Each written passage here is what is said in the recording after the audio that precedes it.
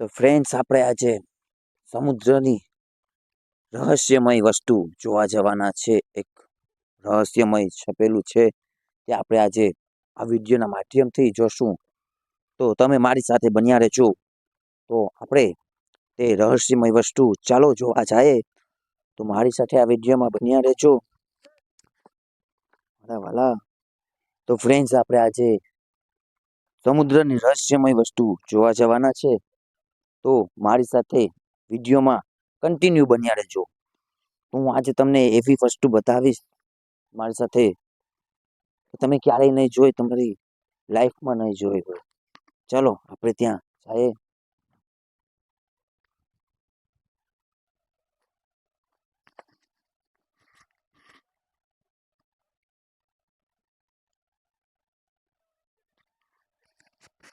બસ થોડીક વારમાં જ આપણે ત્યાં પહોંચવાના છે. તો વિડીયોમાં કન્ટિન્યુ બન્યા રહેજો. પાંડામાં ચાલવું કેમ?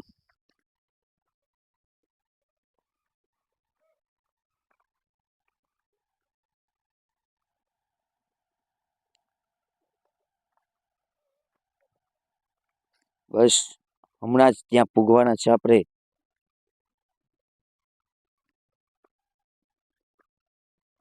બસ વિડીયોમાં બન્યા જ રહેજો. હમણાં ત્યાં આપણે પૂગવાના છે.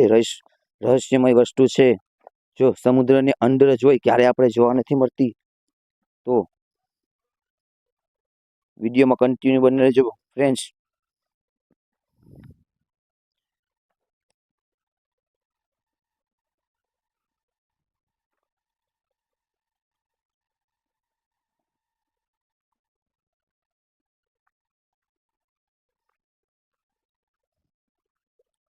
બસ થોડીક જ વારમાં ત્યાં પૂગવાના છે આપણે.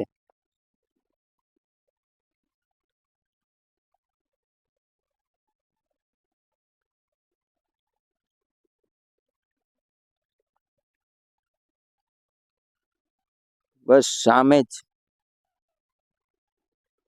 ત્યાં સામે છપાયેલું છે, અંદર જ છે. ત્યાં આગળ આપણે જવાનું જ છે હમણાં જ.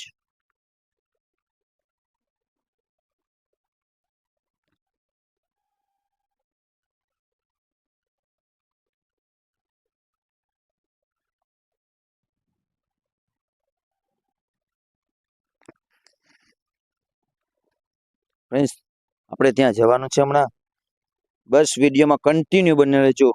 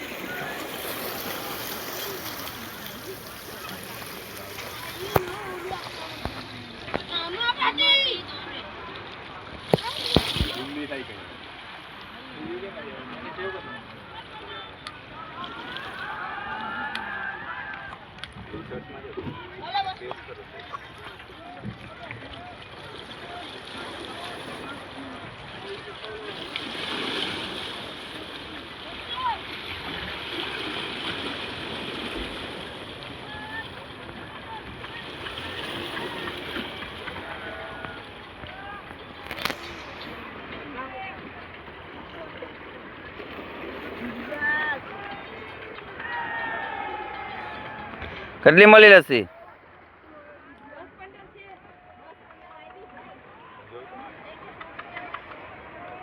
કેટલા થશે અત્યારે? હાલે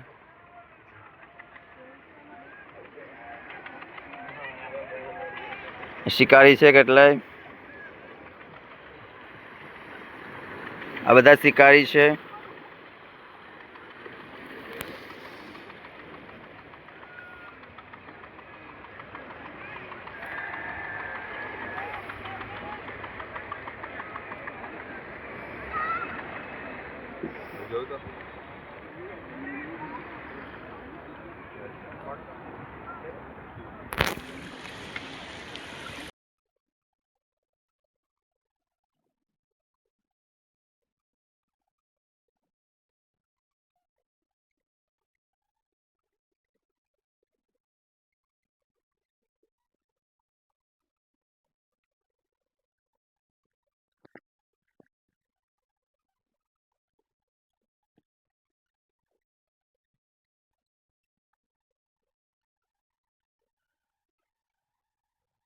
બસ અહીંયા પાછળ જ છે છપાયેલું રહસ્યમય વસ્તુ છે સમુદ્રની, ને કંઈક આવું મારું ચોરવાડનું બંદર છે અને બધા માછીમાર ભાઈઓની બોટો અહીંયા લગડાઈ રહી છે. તો ફ્રેન્ડ્સ, તમે આ વિડીયોમાં જોઈ શકો છો કે મારા ખારવા સમાજની બોટો અહીંયા લગડાયેલી છે અને ફિશિંગમાં કાંઈ નથી અને બહુ આ વર્ષ સાવ ફેલ છે. ફિશિંગમાં કંઈ જ નથી, એટલા માટે ધંધામાં કંઈ જ નથી, એટલા માટે બધા બોટો લગડાયેલી પડી જ છે. કોઈ નીકળતા નથી ધંધા માટે.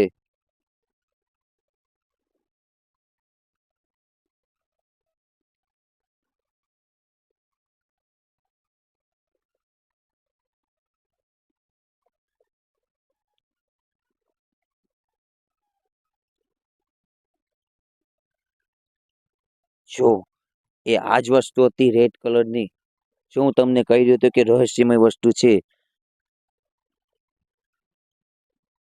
જે ક્યારેય ન જોવા મળે.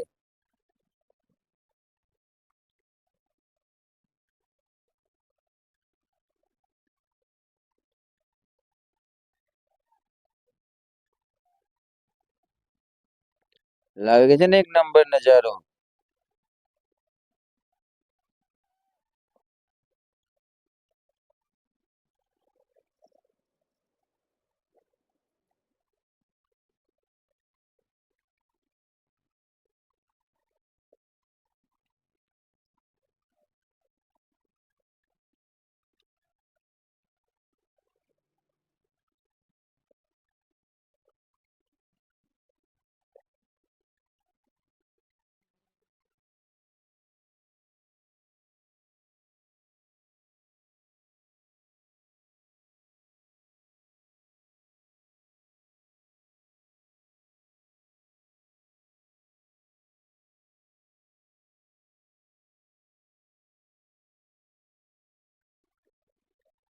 તો ફ્રેન્ડ્સ, બસ આ વ્લોગમાં એટલું જ, અને ફરીથી આપણે મળીએ એક નવા વ્લોગમાં. તો જય માતાજી.